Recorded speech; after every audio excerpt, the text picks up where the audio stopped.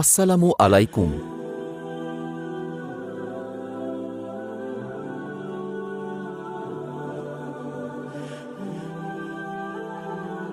প্রশ্ন, হযরত নূহ আলাইহিস সালামকে কি বলা হয়? উত্তর, হযরত নূহ আলাইহিস সালামকে দ্বিতীয় আদম বলা হয়। প্রশ্ন, কোন নবী মানব জাতিকে সর্বপ্রথম অক্ষর জ্ঞান দান করেন?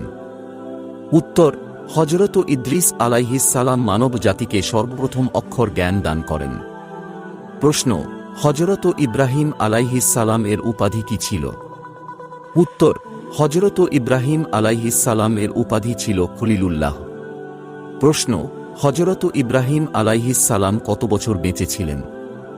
উত্তর, হযরত ইব্রাহিম আলাইহিস সালাম ১৭৫ বছর বেঁচে ছিলেন। প্রশ্ন, হযরত ইয়াকুব আলাইহিস সালাম কোথায় ধর্ম প্রচার করেছিলেন?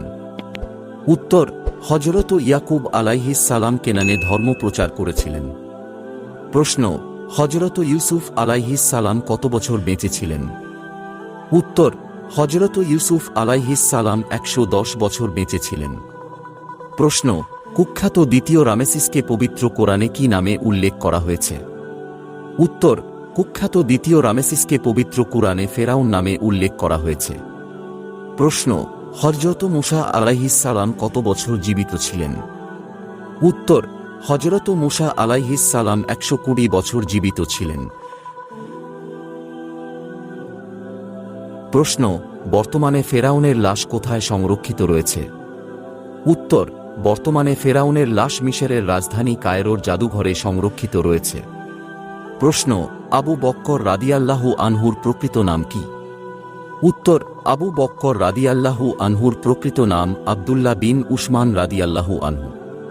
প্রশ্ন, হযরত ইউনুস আলাইহিস সালামকে আল্লাহর হুকুমে কোন প্রাণী গিলে ফেলেছিল? উত্তর, হযরত ইউনুস আলাইহিস সালামকে আল্লাহর হুকুমে মাছ গিলে ফেলেছিল। প্রশ্ন, কোন মহামানবের হাতের স্পর্শে শক্ত লোহা নরম হয়ে যেত? উত্তর, হযরত দাউদ আলাইহিস সালামের হাতের স্পর্শে শক্ত লোহা নরম হয়ে যেত।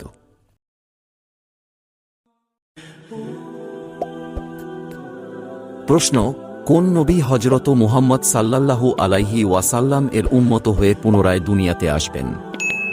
উত্তর, হযরত ঈসা আলাইহিস সালাম হযরত মুহাম্মদ সাল্লাল্লাহু আলাইহি ওয়াসাল্লাম এর উম্মত হয়ে পুনরায় দুনিয়াতে আসবেন। প্রশ্ন, মহিলাদের মধ্যে সবচেয়ে বেশি হাদিস বর্ণনা করেন কে? উত্তর, মহিলাদের মধ্যে সবচেয়ে বেশি হাদিস বর্ণনা করেন আয়েশা রাদিয়াল্লাহু আনহু। প্রশ্ন, কোন নবী মৃত প্রাণীকে আল্লাহর হুকুমে জীবিত করতেন? উত্তর, হযরত ঈসা আলাইহিস সালাম মৃত প্রাণীকে আল্লাহর হুকুমে জীবিত করতেন।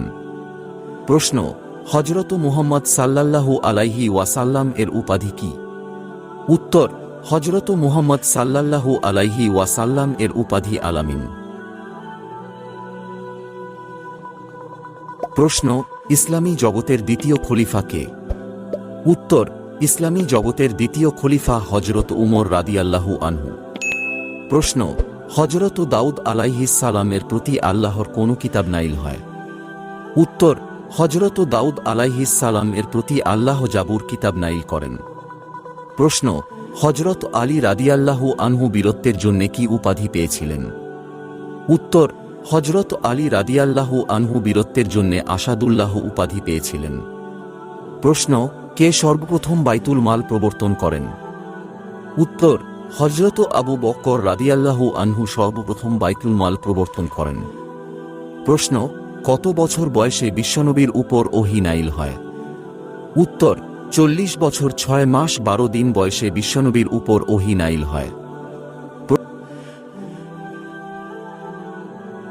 প্রশ্ন, আল্লাহর সর্বশেষ ও সর্বশ্রেষ্ঠ নবীর নাম কি? উত্তর, আল্লাহর সর্বশেষ ও সর্বশ্রেষ্ঠ নবী হযরত মুহাম্মদ সাল্লাল্লাহু আলাইহি ওয়াসাল্লাম। প্রশ্ন, কখন বিশ্বনবীর উপর ওহী নাযিল হয়? উত্তর, ২১ রমজানের রাতে সোমবার বিশ্বনবীর উপর ওহী নাযিল হয়। প্রশ্ন, কোন নবীকে দেখলে ফেরেশতারা লজ্জিত হতেন? উত্তর, উসমান বিন আফফান রাদিয়াল্লাহু আনহু নবীকে দেখলে ফেরেশতারা লজ্জিত হতেন।